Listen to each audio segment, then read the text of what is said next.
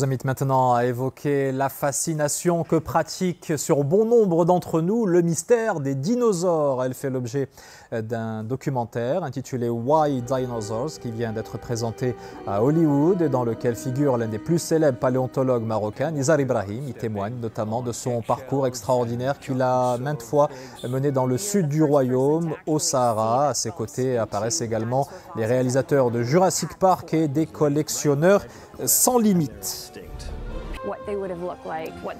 Nizar Ibrahim qui nous a rejoint sur le plateau du 20h Weekend. Bienvenue, très heureux de vous accueillir.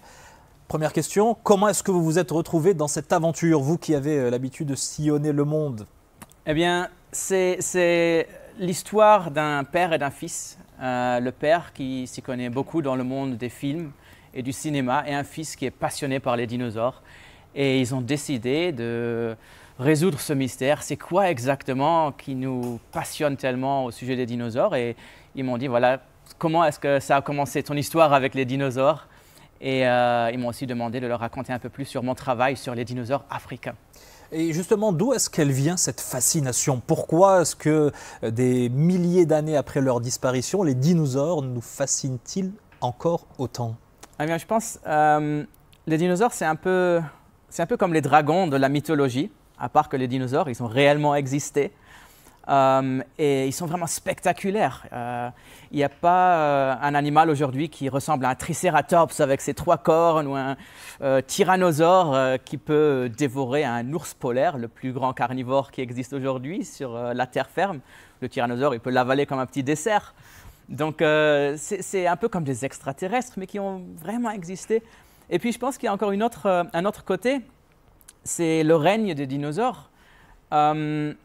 C'est quand même une histoire où un groupe d'animaux était absolument dominant pendant plus que 150 millions d'années. Et puis, un jour, leur règne a trouvé une fin assez abrupte.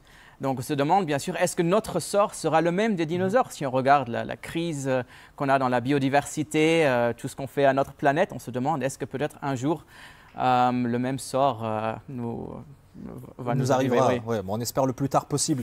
Vous vous lancez donc à la recherche de ce qui reste de la présence sur Terre des dinosaures. Qu'est-ce que ça représente un pays comme le Maroc pour les paléontologues du monde entier, dont vous d'ailleurs? Eh bien, le Maroc, c'est un pays assez spécial pour la paléontologie. Il a été décrit en tant que la mémoire de la Terre, parce qu'on y trouve dans le registre fossile, dans les roches du Maroc, on trouve parmi les fossiles les plus anciens qui existent.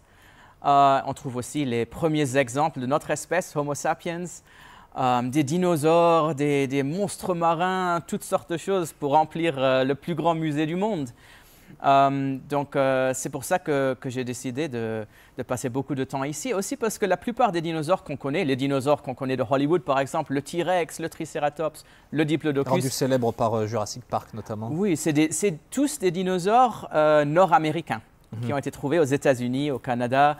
Donc on ne sait pas vraiment beaucoup sur l'histoire des dinosaures en Afrique. Et puis voilà, nous, on veut changer ça. On veut raconter l'histoire des dinosaures sahariens, par exemple, et elle est tout à fait aussi spectaculaire que celle des dinosaures nord-américains qu'on connaît de Hollywood. Et vous êtes régulièrement accompagné par des caméras, parce que je précise aussi que vous êtes explorateur pour National Geographic. Vous amenez ces caméras ici. En ce moment même, vous êtes venu pour tourner un documentaire avec une équipe japonaise. Oui, effectivement.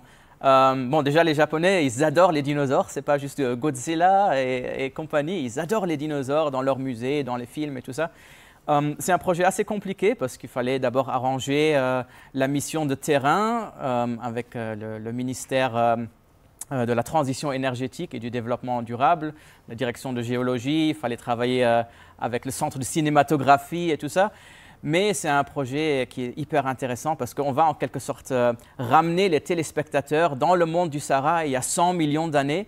Et ils vont découvrir un monde où le Sahara n'était pas un désert, mais c'était un grand système fluviatile avec des grandes rivières, des crocodiles aussi longs qu'un bus, des dinosaures gigantesques, des reptiles volants avec une envergure de 9 mètres, des poissons de la taille d'une 4x4. Donc ce sera un voyage assez spectaculaire. On voit toute la passion que vous avez. Effectivement, vous allez encore raconter tout cela dans d'autres documentaires que vous allez être amené à tourner. Pour celui de Why Dinosaurs, vous étiez à Hollywood au milieu de réalisateurs célèbres, notamment de Jurassic Park. Vous avez défilé sur le tapis rouge. Est-ce que vous ne seriez pas en train de prendre goût à une vie de star?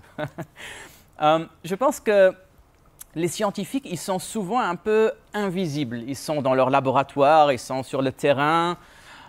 Et pourtant, c'est la science qui nous a permis de reconstituer l'histoire la plus spectaculaire qui existe, l'histoire de la vie sur Terre. C'est la science qui nous a montré notre place dans l'univers. C'est la science qui nous permet de combattre des pandémies.